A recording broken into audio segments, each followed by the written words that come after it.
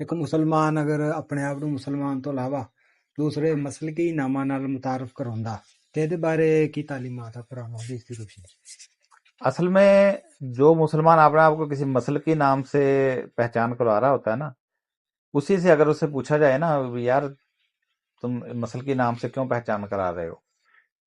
تو وہ کہتا ہے نہیں ہے تو ہم مسلمان ہی ہیں، یہ ہمارا مکتبہ فکر ہے، اسکول آف تھاٹ ہے، ہم جن علماء کی پیروی کر رہے ہیں یا جن کی رائے کو معتبر سمجھ رہے ہیں، وہ کوئی دیوبند مدرسہ سے فارغ ہوا، کوئی بریلی سے فارغ ہوا، ٹھیک ہے جی، یعنی وہ ان کو اس علاقائی نسبت کی بنیاد کے اوپر وہ نسبت دیتے ہیں کہ ہم ان کے نظریات سے متاثر ہیں یا ان کو بہتر سمجھتے ہیں، یا ایک طرف یہ اہل رائے ہیں احناف وغیرہ یا دوسرے دیوبند بریلوی، ٹھیک ہے، دوسری طرف وہ کہتے ہیں جی اہل الحدیث ہیں، یہ رائے کے بجائے قیاس کے بجائے یہ حدیث رسول کو ترجیح دیتے ہیں، یعنی ان کا اسکول آف تھاٹ یہ ہے۔ تو اصل میں ان کی نسبت سے مراد یہ ہوتی ہے کہ ہم اس نقطۂ نظر کے جو حاملین علماء ہیں ہمارا تعلق ان کے ساتھ ہے۔ اصل میں ان کی اگر آپ توجیہ بیان دیکھیں گے تو ظاہر ہے ایک انسان دنیا کے اندر رہتا ہے تو اس کا کسی نہ کسی اسکول آف تھاٹ کے ساتھ تو تعلق ہوتا ہے نا۔ کوئی بھی آپ سے پوچھے گا آپ کا استاد کون ہے، اصل میں یہ کہلانے سے مراد یہ تھا کہ ہمارے اساتذہ کا سلسلہ یہ ہے، کسی کا سلسلہ بریلی تک پہنچتا ہے، کسی کا دیوبند تک پہنچتا ہے، کسی کا مکہ مدینے تک پہنچ جاتا ہے، کوئی کہتا ہے ہم ان سارے سلسلوں سے بالا تر ہو گئے، ہم صرف قرآن و حدیث سے استفادہ کرتے ہیں، قرآن و سنت سے استفادہ کرتے ہیں۔ حالانکہ دیکھا جائے تو قرآن و سنت خود کو براہ راست تو پھر بھی نہیں سمجھ رہا ہوتا، پھر اس کے پیچھے پھر کوئی نہ کوئی اساتذہ کا وہ سلسلہ ہوتا ہے، ان اساتذہ کا پھر انہی کے ساتھ کوئی نہ کوئی تعلق ہوتا ہے، اس کا کوئی نہ کوئی رنگ بھی اس کے اوپر موجود ہوتا ہے، انسان نکل نہیں سکتا۔ لیکن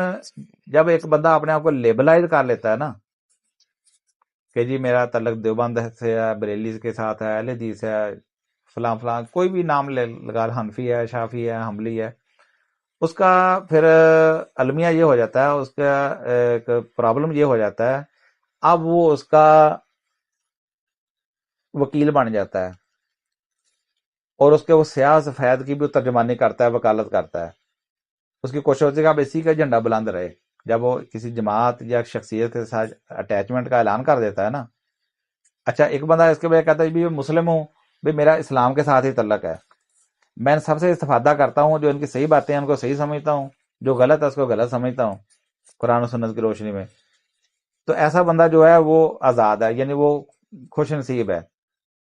وہ کسی کا پھر وکیل نہیں بنتا۔ وہ یہ تو کہے گا کہ فلاں فلاں میرے اساتذہ ہیں، میں نے ان سے علم سیکھا ہے، اس سے توحید سیکھی ہے، سنت سیکھی ہے،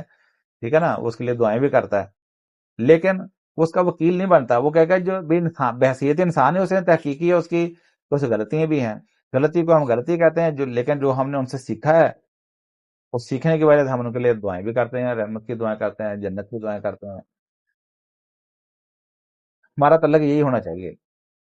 جو مطلوب ہے نا، جو قرآن و سنت کا تعلق، جو تعلیمات ہیں، جو مطلوب رویہ وہ یہی ہے کہ جیسے ہم سیکھتے ہیں اس کا ساتھ ہمارا ساتھ استاد شاگرد کا تعلق ہونا چاہیے، ایک بھائی کا تعلق ہونا چاہیے، لیکن شخصیت پرستی کی حد تک نہیں ہونا چاہیے۔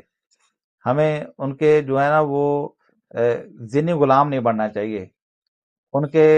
مفت کے وکیل نہیں بننا چاہیے کہ ان کے جھنڈا بلند کریں اور ان کا مقدمہ لڑیں، ان کے جو غلط ہے اس کی بھی وکالت کریں، یہ نہیں ہونا چاہیے۔ لیکن ہوتا یہی ہے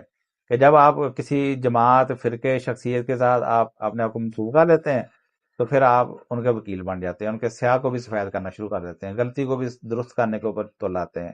یہ نظریہ، یہ اصول یا یہ جو طرز فکر ہے یہ غلط ہے، یہ نہیں ہونا چاہیے۔ غلطی کہیں بات ٹھیک ہے بھائی، وہ بھی انسان تھا، کوشش کی ہے، ریسرچ کی ہے، اور جہاں اس نے 99% صحیح کام کیا، 1% غلطی، وہ انسان جو ہے، اللہ کے نبی علیہ السلام نے اس لیے فرمایا نا کہ ایک مجتہد جو ہے وہ اگر پوری کوشش کر کے ایک مسئلے کا جواب ڈھونڈتا ہے، مسئلے کا حل تلاش کرتا ہے، اگر وہ درست نتیجے پہ پہنچ جاتا ہے اس کے لیے دوہرا اجر ہے، اور اگر وہ کوشش کرتا ہے لیکن درست نتیجے پہ نہیں پہنچتا، غلط فیصلہ کر لیتا ہے، تو کہہ رہا اجر پھر بھی ہے کیونکہ اس نے کوشش کی ہے۔ بھائی یہی ہونا چاہیے، یہ تصور ہونا چاہیے ہم سب۔